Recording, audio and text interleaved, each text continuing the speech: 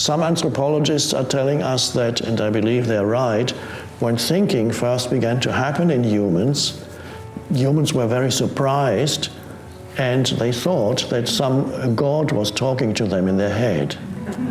And so, because thoughts suddenly came, of course, that part of that was like the development of language, and so language started to happen in people's heads. And then over the millennia, the voice became so all-pervasive that it took over people's sense of identity. Whereas before, for a long time, probably, after the arising of thinking, humans still had a sense of rootedness in being, the natural sense of rootedness in the depths of their being. And gradually, over the millennia, they got drawn more and more into the thinking heads mode. And then their whole sense of identity was no longer rooted in the depths of their being, but in the voice in the head.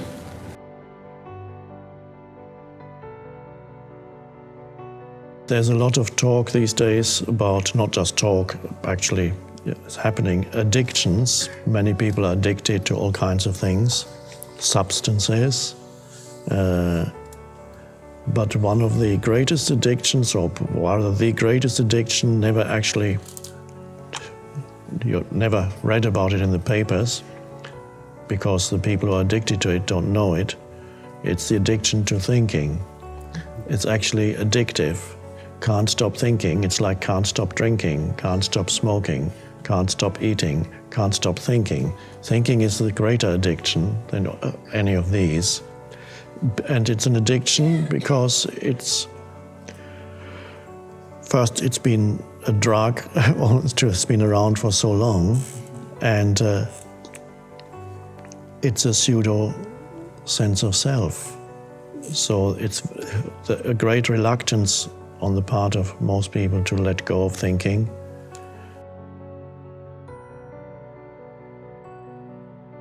Identification with thinking, believing in your thoughts, having no space outside of the movement of thought. Again, here we come to the vital thing, lack of space inside. That is the unconscious condition, spiritually, completely unconscious. And then you are burdened with a heavy ego. You are the ego, which is not an entity apart from thought. It is thoughts that you have identified with. And the first moment of freedom comes when you realize that certain thoughts have been going through your head for years, perhaps, and that they are only thoughts, and that you are not the thought, you're the awareness.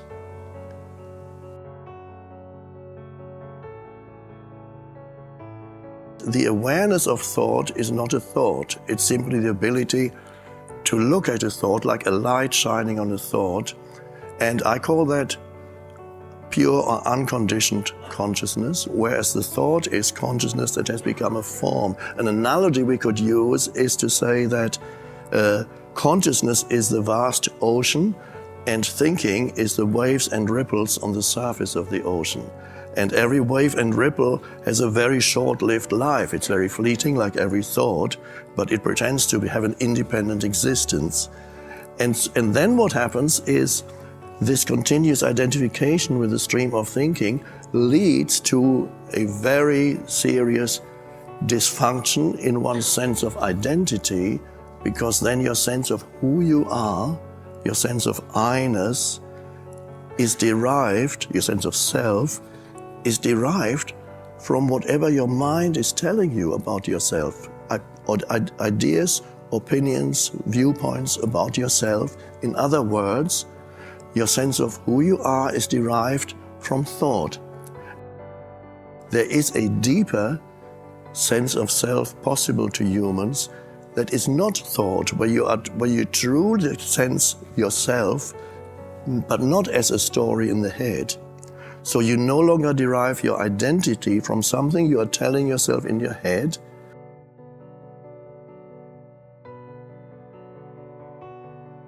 is such a thing as the collective mind.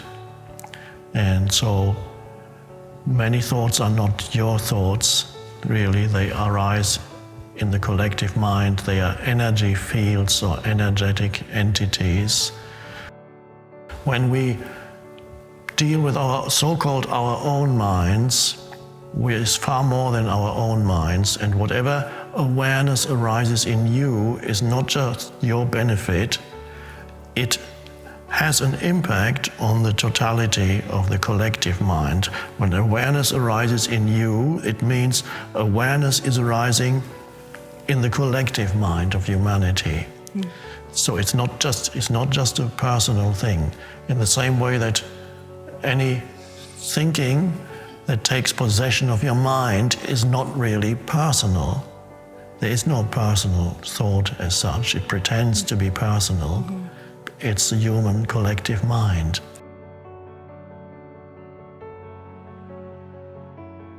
There is no ego apart from the thoughts. The thoughts, identification with thoughts is ego. But the thoughts that go through your mind, of course, are linked to the collective mind of the culture you live in, humanity as a whole.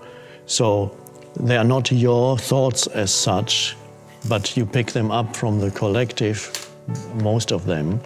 And so you identify with thinking, and the identification with thinking becomes ego, which means simply that you believe in every thought that arises, and you derive your sense of who you are from what your mind is telling you of who you are.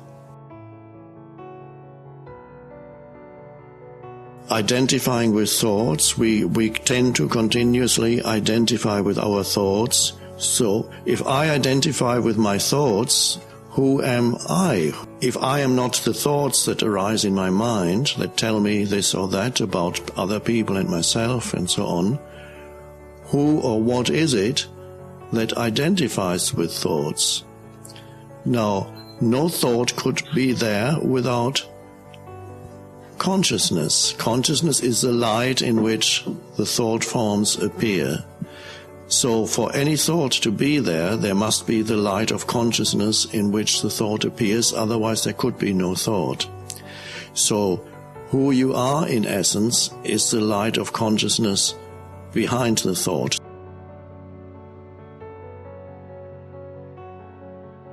And that's already a great realization that you are able, actually have a choice of directing attention. You don't have to go with your attention all the time where the habitual thought patterns want you to go. The habitual thought patterns want your attention every time. Every thought says, I matter, give me your attention, follow me. They go this way. And another negative thought, and another one, and another one.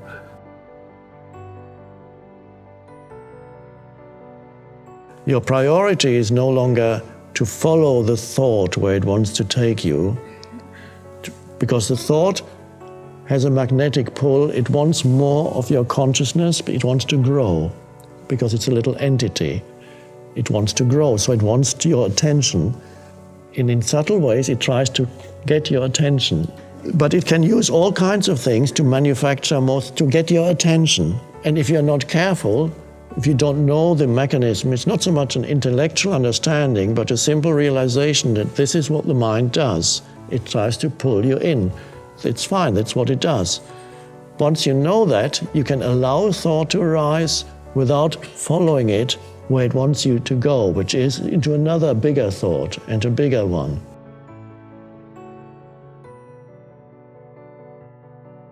When you are totally continuously immersed in the thinking, stream of thinking, you begin to inhabit a conceptual reality which separates you from the actual aliveness that's all around you.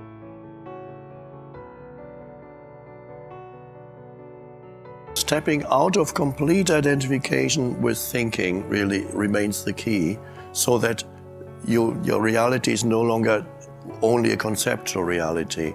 And you can then meet another human being in that sense of clear presence without imposing immediately judgments on him or her.